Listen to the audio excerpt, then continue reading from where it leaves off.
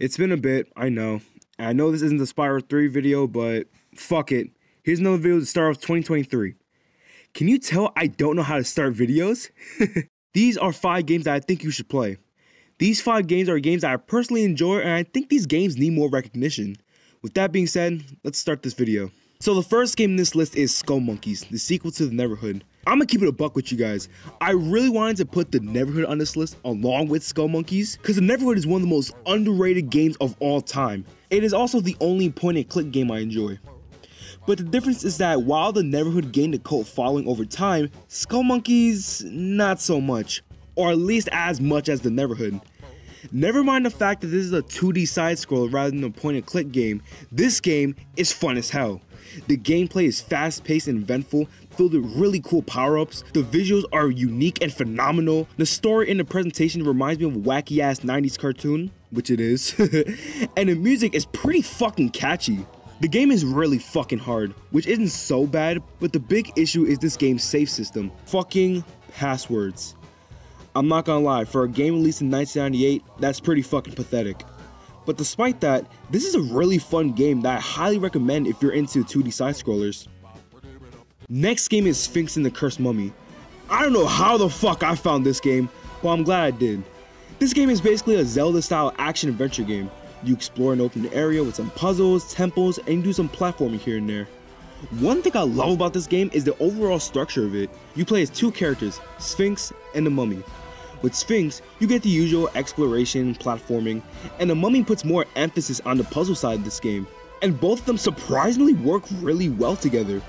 I love the art style and graphics of this game. For 2003, this shit looks beautiful. The gameplay is pretty good between the 2 characters, though the controls take some time getting used to, and this game's checkpoint and save feature works wherever it fucking wants to. The music in this game is okay, nothing crazy but not bad either. This game isn't amazing by any means, but it's pretty damn good and there's some things here that I really like. If you like the Zelda games, you should check this game out. Next game is Rayman 3 Hoodlum Havoc. Now hold the fuck on. You're probably thinking, hold on, I don't think Rayman 3 is too much of an under the radar game. Well, here's the thing. When we talk about good Rayman games, everyone loves to mention Rayman 2 and Rayman Legends. And while both are great games, Rayman 3 needs to be in this fucking discussion in my opinion. This is the best game in the trilogy. Out of all the Rayman games, Rayman 3 honestly captured the spirit of the franchise better than the other Rayman games. The story is very goofy, but really enjoyable. With the way the story is told and its comedic style, you could tell this game is going for more 90s cartoon vibe, even more so than the first game. The humor is a mixed bag. Sometimes it's funny, other times it's just lame. The gameplay, however, is the true star of the show.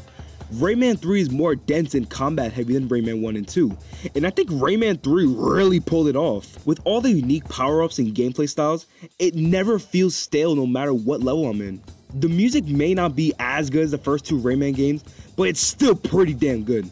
Like, this snow level, bro. The music...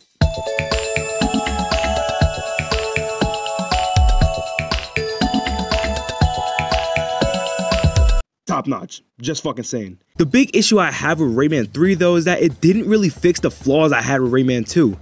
The game is pretty easy and the audio mixing might be worse than Rayman 2, which is kinda saying something. Even if Rayman 3 is rough around the edges, when it shines, it really fucking shines. I absolutely adore this game and I really wish this game had as much attention as Rayman 2 and Legends, cause fuck, there's some really good shit in this game. Next game is Virginia, aka the best $1 investment I ever made in my life. What I love about Virginia is the more movie-like approach this game is going for. And I don't mean like the style of modern Sony games where there's so much cutscenes that you might as well be watching a damn movie. I mean there's different scenes to play with real-time cinematic editing. This game is literally an interactive movie. It follows an FBI agent named Ann Tarver who goes out to solve her first case, which is to find some missing boy in Virginia. The story is emotional and extremely engaging. Even though there's little to no dialogue, I still feel shit with this story. The story and the gameplay styles are the true strengths of this game. The only complaint I have with this game is that I'm not really the biggest fan of its art style. It's probably just me, I don't know. But even with that, Virginia is easily one of the most unique games out there and it's pretty cheap. You should get it. I always see this shit on sale. The last game I'm going to talk about is Pain. Pain was one of the first PS3 games I've ever played. I remember spending a shit ton of hours in this game, and shit, I still play this game a lot. This game is basically an arcade type game where you pick a character and you launch that motherfucker to different parts of the map to do crazy shit. This game is basically 3D Angry Birds. Hell, this game came out 2 years before. There's not much to be said about this game. I like the maps, the mechanics, and some of the modes. My personal favorite mode being freestyle with explosives. Shit's hectic as fuck. I do wish there's more to this game, but honestly, for what it is, it's a pretty damn fun game. If you have a PS3, you should totally check it out. It's just simple arcade fun. So there you have it, 5 games that you should play. Honestly, it'd be a big surprise if some of you guys actually played some of these games before watching this video. And if you guys played any of these games, let me know your thoughts on them. I really hope we share the same feeling towards these games.